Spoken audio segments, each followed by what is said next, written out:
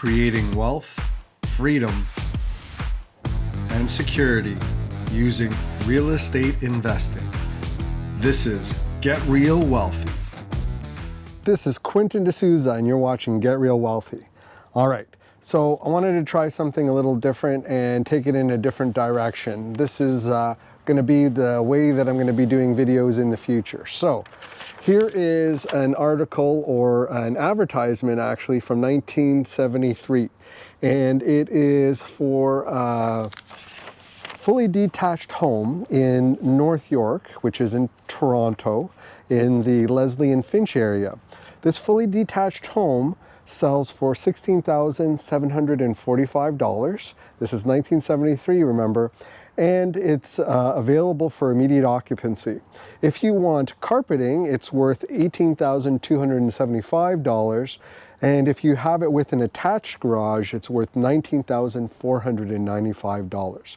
So this is the Finch and Leslie area of Toronto. Now, that home today sold, a very similar home sold for $1.3 million. So that similar home that sold for $1.3 million has a 76 times current value of what it was in 1973. So what changed with the home? Well, first of all, the outer shell of the home probably stayed the same. Maybe you updated some of the roofing, maybe you did some brickwork, something along those lines, but that house basically stayed the same. Now, what about the interior? Well, hopefully it was updated. Maybe, you had, I don't know, maybe 50, 100, something like that spent on upgrading the interior of the home over time. Now, if we look at the actual value of the home, why is it changed in value? Well, we have lower interest rates, we have high demand, and we have a very limited supply, particularly with governments who have different rules and add in different regulations and fees and all of those sort of things adds to the scarcity of supply of these housing units. Okay, well, what if we compared this to something else? What if we looked at gold, for example? So gold in 1973, that sold for about $97 an ounce. And if we look at gold today, maybe we can call it $2,000 an ounce. So that's actually gone up in value by about 20 times. Well, what about other commodities? Well, I looked up oil from per barrel back in 1973, and we were looking at about $24 per barrel. If we look at today's dollar value, it's about, let's say, $77, $78 per barrel. That's about 3 times of the current value. What about the actual value or purchasing power of a dollar back in 1973? So if you had a dollar in 1973, what would the purchasing power today be? So today that $1 would have a purchasing power of $6.80. So that's about 7 times current value, okay? So what of the items that we talk about would you rather own? Would you rather own the dollar? Would you rather own a barrel of oil? Would you rather own gold? Or would you rather own housing? I, myself, prefer to own housing. And it follows the premise of why I am interested in investing in real estate. The cash flow from my assets help me to hold on to my assets. But I don't look at investing in real estate as a 3-month thing or a 1-year thing. I'm thinking about investing in real estate over decades. So if I were to own that asset base for more than 10 years, am I going to have an asset base that's worth a lot more than it is today?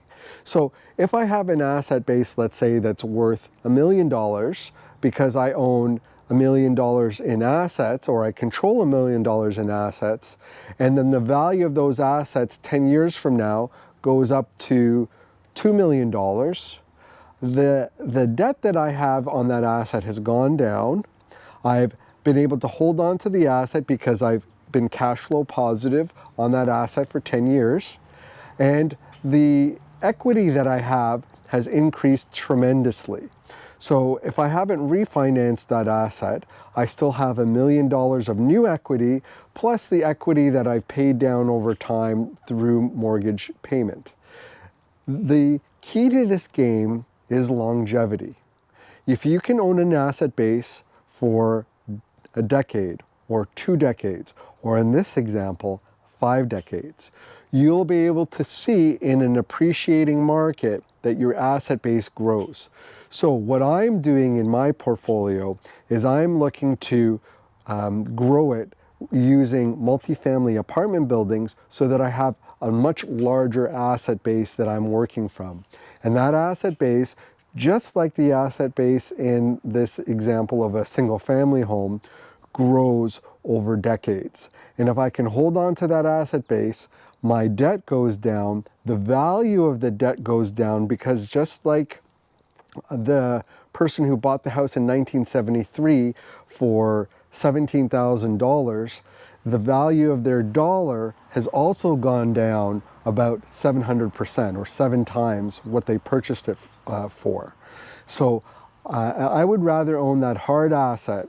And if you can think of it as the value of your dollar is going down and the asset base that you have grows, you are going to create wealth in real estate. Now, I know a lot of people don't talk about it this way. It's very sexy to talk about real estate through, creating financial freedom and creating income and all of those things, which can be a byproduct of owning a great asset base. So in the future, when you're thinking about real estate and you think about investing in real estate, I want you to think about growing your asset base over decades and cash flowing on that asset every month. And by doing that, you can create enormous wealth for yourself and your family. Have a great one, everybody. I hope you enjoyed this episode of Get Real Wealthy. We'll see you on the next episode. Make sure to check out getrealwealthy.com. Until next time, I'm Quentin D'Souza. Get out there and take action.